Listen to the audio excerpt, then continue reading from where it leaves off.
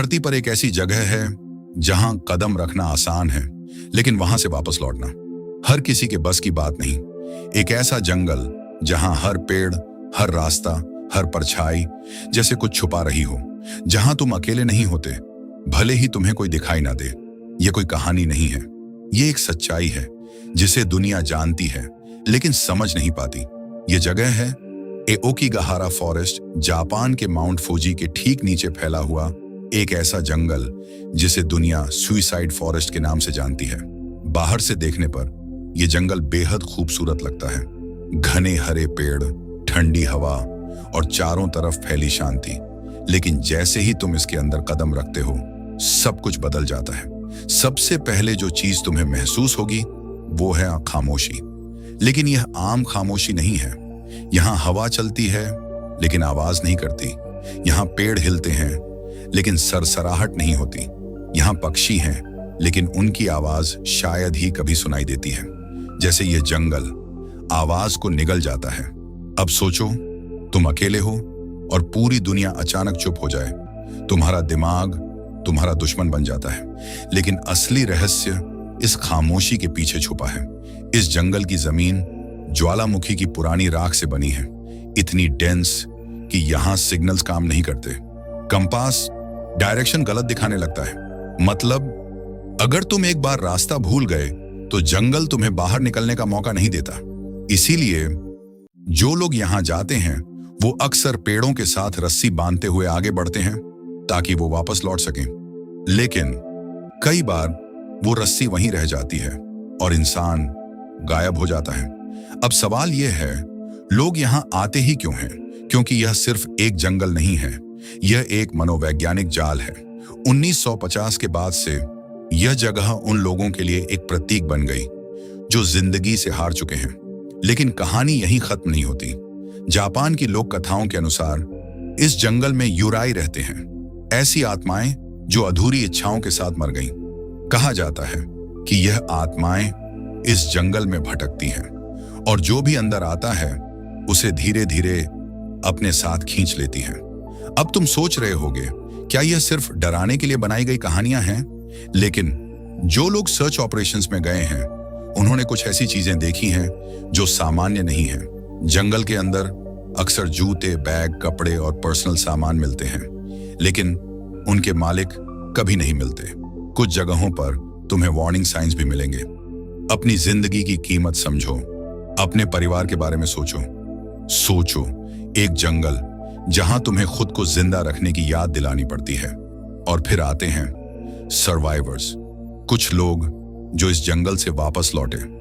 उन्होंने जो बताया वो और भी डरावना है। उन्होंने कहा, जंगल के अंदर जाते जाते ऐसा लगा जैसे मैं खुद को खो रहा था, जैसे कोई मेरे दिमाग में धीरे धीरे घुस रहा हो। कुछ ने कहा, मुझे ऐसा महसूस हुआ जैसे कोई मुझे बुला रहा हो, अंदर और अंदर। अब विज्ञान क्या कहता है? एक्सपर्ट्स मानते हैं कि यह जंगल बेहद शांत है, जिससे दिमाग हेलुसिनेट करने लगता है।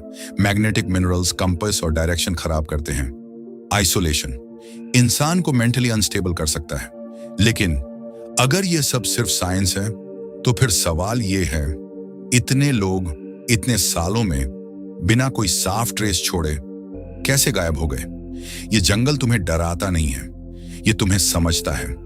तुम्हारी कमजोरी, तुम्हारा डर, तुम्हारा अकेलापन, और फिर उसी का इस्तेमाल तुम्हारे खिलाफ करता है। धीरे धीरे, चुपचाप तुम्हें अंदर खींचता है।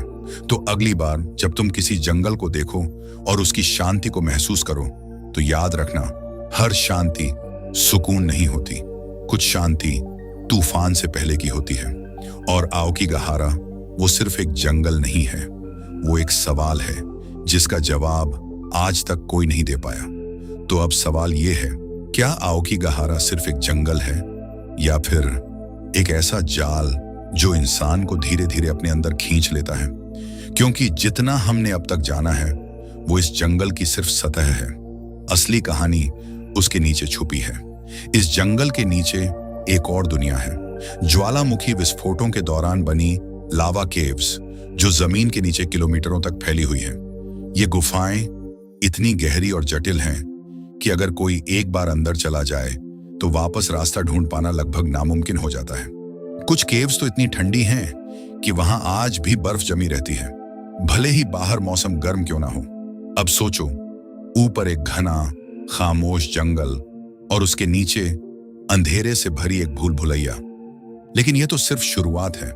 2000 के बाद जापान सरकार ने इस जंगल में सर्च ऑपरेशंस शुरू किए। हर साल टीमें अंदर जाती हैं लोगों को ढूंढने के लिए, लेकिन उन्हें क्या मिलता है? कभी खाली टेंट, कभी डायरी के पन्ने, कभी आधे लिखे हुए खत, जैसे कोई इंसान आखिरी पल तक कुछ कहना चाहता था लेकिन वो पूरा नहीं कर पाया। एक सर्च वॉलंटियर ने बताया, हम जंगल में गहराई तक गए और अचानक हमें एक कैमरा मिला। हमने उसे ऑन किया। उसमें आखिरी रिकॉर्डिंग थी। रिकॉर्डिंग में एक आदमी था जो बार बार पीछे मुड़कर देख रहा था, जैसे कोई उसका पीछा कर रहा हो, लेकिन वीडियो में उसके पीछे कोई नहीं था। कुछ सेकंड बाद वो कैमरा जमीन पर गिर जाता है और उसके बाद बस खामोशी। अब तुम सोचो, क्या यह सिर्फ डर का असर था या सच में कोई वहां था? जंगल के कुछ हिस्से ऐसे हैं जहां लोग जाने से बचते हैं क्योंकि वहां अक्सर इलेक्ट्रॉनिक्स अचानक बंद हो जाते हैं, कैमरा ग्लिच करने लगता है, फोन सिग्नल खो देता है और कंपास घूमना शुरू कर देता है, जैसे कोई तुम्हें रास्ता नहीं ढूंढने देना चाहता। और फिर आती है इस जंगल की सबसे अजीब सच्चाई। कुछ लोग कहते हैं कि ओकिगाहारा में समय भी अलग तरह से चलता है। कुछ विजिटर्स ने दावा किया कि हम सिर्फ 30 मिनट अंदर रहे थे, लेकिन जब बाहर आए तो कई घंटे बीत चुके थे। अब यह दिमाग का भ्रम है या सच में कुछ और? वैज्ञानिक आज भी इस जंगल को पूरी तरह समझ नहीं पाए हैं, क्योंकि यहां सिर्फ नेचर नहीं है, यहां साइकोलॉजी भी है और शायद कुछ ऐसा जो इन दोनों के बीच आता है। तो क्या ओकिगाहारा सच में लोगों को गायब कर देता है या लोग खुद ही इस जंगल में खो जाना चाहते हैं? लेकिन एक बात तय है, जो भी इस जंगल के अंदर जाता है वो सिर्फ रास्ता नहीं खोता, वो खुद को खो देता है। और शायद यही इस जंगल की असली ताकत है, क्योंकि ये तुम्हें रोकता नहीं, ये तुम्हें बुलाता है धीरे धीरे तुम्हारे दिमाग के अंदर, और फिर तुम्हें एहसास भी नहीं होता कि तुम कब उसका हिस्सा बन चुके हो। तो अगली बार अगर तुम कभी जापान जाओ और माउंट फुआजी के पास खड़े होकर इस जंगल को देखो तो एक बात याद रखना, ये जितना शांत दिखता है उतना है नहीं, और असली सवाल अब भी वही है, क्या ओकिगाहारा एक जंगल है या एक ऐसा दरवाजा जहां जाने के बाद इंसान वापस नहीं आता? तो अब सवाल सिर्फ ये नहीं है कि ओकिगाहारा में लोग क्यों खो जाते हैं, सवाल ये है जो लोग वहां से वापस आए उन्होंने ऐसा क्या देखा जो वो पूरी तरह कभी बता ही नहीं पाए। क्योंकि पार्ट 1 और पार्ट 2 में तुमने सुना जंगल की खामोशी, उसकी गहराई, उसके नीचे छुपी अंधेरी दुनिया। लेकिन अब बात उन सच्ची घटनाओं की जो आज भी लोगों को सोचने पर मजबूर करती हैं। 2010 के आसपास एक सर्च टीम जंगल के अंदर गई। उनका काम था जो लोग गायब हो गए हैं उनके बारे में कोई सुराग ढूंढना। जैसे जैसे वो अंदर बढ़ते गए उन्हें पेड़ों के बीच बंधी हुई टेप्स दिखने लगी। ये टेप्स उन लोगों ने बांधी थीं जो अंदर गए थे ताकि वो वापस लौट सकें, लेकिन कुछ टेप्स बीच में ही खत्म हो जाती थी, जैसे कोई अचानक आगे बढ़ना छोड़ देता है, या शायद वो आगे बढ़ ही नहीं पाया। एक जगह टीम को एक छोटा सा टेंट मिला। अंदर कोई नहीं था, लेकिन वहां एक डायरी रखी थी। उस डायरी के आखिरी पन्ने पर लिखा था, मुझे लगता है मैं अकेला नहीं हूं। बस उसके बाद कुछ नहीं। अब सोचो, एक इंसान जो खुद अपनी मर्जी से जंगल में आया, वो अचानक ऐसा क्यों लिखेगा? एक और घटना, एक आदमी जो जंगल में गया था वो किसी तरह वापस आ गया, लेकिन वो पहले जैसा नहीं था। उसने बताया, मैं चल रहा था और मुझे लगा कोई मेरे पीछे है। मैंने मुड़कर देखा, कोई नहीं था। फिर मुझे आवाज आई, बहुत धीमी, जैसे कोई मुझे नाम लेकर बुला रहा हो। मैंने सोचा ये मेरा भ्रम है, लेकिन वो आवाज बार बार आई और फिर मुझे याद नहीं मैं वहां से कैसे बाहर आया। अब यह सुनकर तुम सोचोगे ये सब दिमाग का खेल है। लेकिन कितने लोग एक जैसी बातें क्यों बताते हैं? कुछ सर्चर्स ने यह भी कहा कि जंगल के कुछ हिस्सों में अचानक टेम्परेचर गिर जाता है, हवा ठंडी हो जाती है और एक अजीब सा दबाव महसूस होता है, जैसे तुम्हारे आसपास कुछ है लेकिन दिखाई नहीं देता। और फिर आती है सबसे डरावनी बात।